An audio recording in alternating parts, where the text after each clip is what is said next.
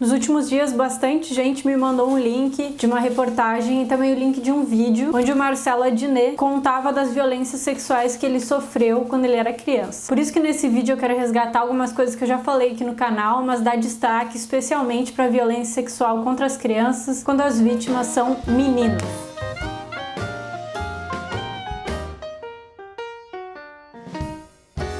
Se tem uma coisa que pode resumir a violência sexual contra as crianças é a palavra silêncio. Silêncio acompanhado do adjetivo perverso. E aí a gente tá falando tanto de meninas quanto meninos, mas quando a violência sexual acontece contra os meninos, ela talvez possa ser mais perversa ainda, porque o silêncio, ele impera, principalmente nesses casos. A gente sabe que a violência sexual, independente da idade em que ela acontece, ela é uma violência que tá sempre acompanhada do silêncio. Esse silêncio seja na imposição do agressor ao dizer para a vítima não denunciar, ou então quando a mídia vira as costas para esse problema e não noticia casos como esse. Já falei aqui no canal sobre o cenário da violência sexual no Brasil, um panorama das infâncias, e aí também um outro vídeo onde eu falo do cenário da violência sexual contra as crianças aqui no país. A maioria das vítimas de violência sexual na infância aqui no Brasil estão entre 8 e 14 anos. E aí que a gente vai ver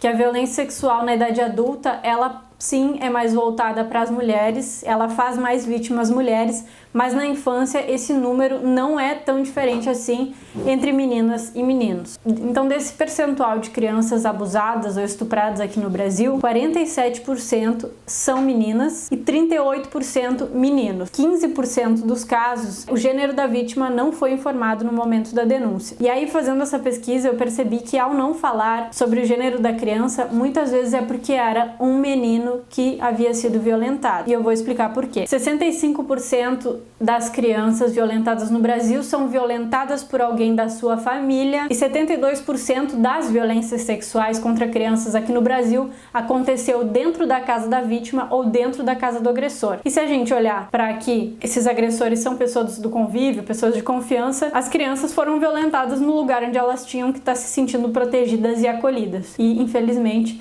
não foi o que aconteceu para essas crianças. O gênero é uma construção social e a violência sexual contra as crianças é uma realidade. Em 2016, então, eu fiz um levantamento de reportagens que falavam sobre violência sexual contra as crianças. E algumas das coisas que eu pude perceber é que o jornalismo, ele também silencia esse tipo de violência. Naquele momento, o Brasil registrava em média 60 casos de violência sexual contra as crianças todos os dias. E nesse levantamento eu pude ver que menos de um caso era tratado no jornalismo online a cada dia. Outra coisa que eu pude perceber foi a culpabilização das vítimas e dos seus responsáveis. Ou seja, na construção do texto, os jornalistas davam a entender que alguma atitude ou uma ação ou da criança violentada ou dos seus pais ou responsáveis é que tinha desencadeado aquela violência, ou seja, justificava aquela violência ocorrida. Mas um outro aspecto que apareceu nesse meu levantamento foi o equilíbrio do gênero das vítimas de violência sexual. E é nesse ponto que eu quero focar nesse vídeo de hoje. Nesse meu levantamento apareceu o número exato de reportagens onde as vítimas eram meninas e o mesmo número para reportagens onde as vítimas eram meninos. Mas a diferença principal, depois que eu percebi isso,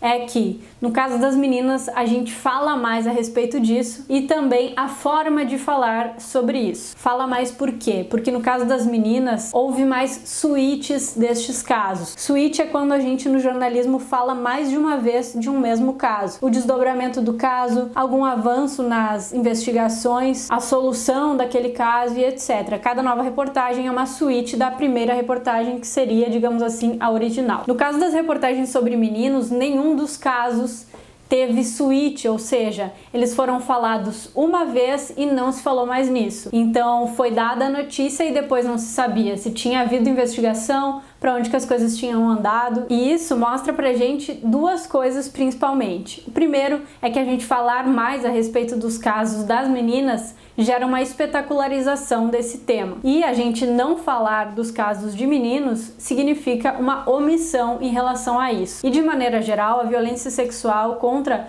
os meninos, ela carrega consigo talvez muito mais estigmas do que a violência contra as meninas. Eu não tô dizendo que nenhuma delas é boa, é ok ou é tolerável. O que eu quero dizer é que quando a gente tá falando de meninos estuprados, meninos violentados sexualmente, eles são violentados mais uma vez quando se decide omitir esses casos, seja não denunciando porque a família tem vergonha disso e por envolver um parente, muitas vezes, alguém da família, isso impactaria numa fragilização dessa masculinidade, tanto da vítima quanto do agressor. Então, se o estupro contra as crianças já é uma coisa subnotificada, o estupro contra meninos, ele é mais subnotificado ainda porque ele mexe com essa questão da masculinidade. Mas voltando para as reportagens, a maneira do jornalismo escrever sobre violência contra meninos e contra meninos é bem diferente. Ao falar de violência sexual infantil quando a vítima é menina, as reportagens traziam relatos do quanto essa menina tinha sofrido, que ela tinha chorado, que ela tinha gritado e pedido para parar, ou mesmo a descrição dessa violência, que eu não vou repetir aqui porque eu não concordo com esse tipo de narração. E as reportagens que tratam de vítimas meninas também romantizam muito mais isso nos seus textos. Chamam de criança, chamam de menina. E quando a gente tá falando de violência sexual contra os meninos no jornalismo, eu identifiquei que a gente culpabiliza eles ainda mais. Ou seja, a gente coloca como se eles fossem os responsáveis por aquela violência sofrida. Como quem diz assim: ué, mas como que tu te permitiu ser violentado desse jeito? Que é um pouco do que o Marcelo Adnet falou nas entrevistas dele, coisas que ele escutou ao longo da vida, quando ele relatou essa violência que ele sofreu. E também quando as reportagens são sobre meninos, muitas vezes o texto chama eles de adolescentes, os garotos, os jovens. Pode ter a mesma idade da menina da outra reportagem que sofreu uma violência semelhante. Mas as meninas são chamadas de meninas e crianças e os garotos são chamados de adolescentes, de jovens, a gente adultiza eles mais. Então o que eu quero essencialmente com esse vídeo? Que esse exemplo de uma pessoa pública, uma pessoa super famosa, que agora foi o Marcelo Adnet, ao falar desse tema, possa inspirar outras pessoas a denunciar violências que sofreram. Falar é importante, falar alivia e falar pode ajudar a inspirar outras pessoas a denunciar. Fazer denúncias e falar sobre o assunto pode parar agressores. E também é importante dizer que sempre vai haver uma rede de apoio para quem quiser fazer uma denúncia. Existe o Disque 100, que é para fazer denúncias anônimas, que vai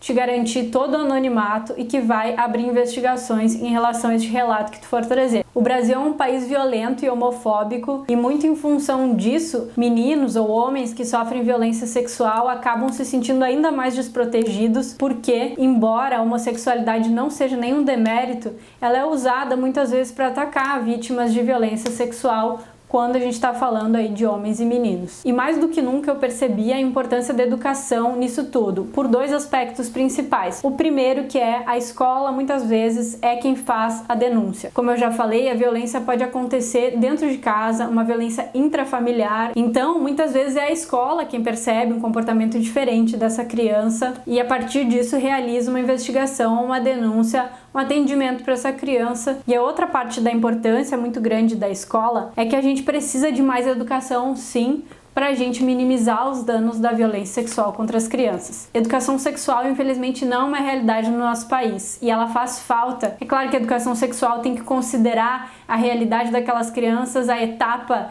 de desenvolvimento cognitivo que cada uma delas está e com isso ensinar coisas básicas. Então explicar e conseguir ensinar coisas simples, por onde se faz cocô, por onde se faz xixi, onde que é aceitável outra pessoa tocar no meu corpo, esse tipo de coisa tem que ser ensinado para as crianças. Então a função da educação sexual é tanto conseguir ensinar coisas simples e básicas para as crianças, para que elas consigam se dar conta quando tem alguma coisa que não está correta, mas também para que a gente possa crescer com a sexualidade sendo menos tabu do que é. A gente no jornalismo tem muita coisa para aprender em relação à violência sexual contra as crianças.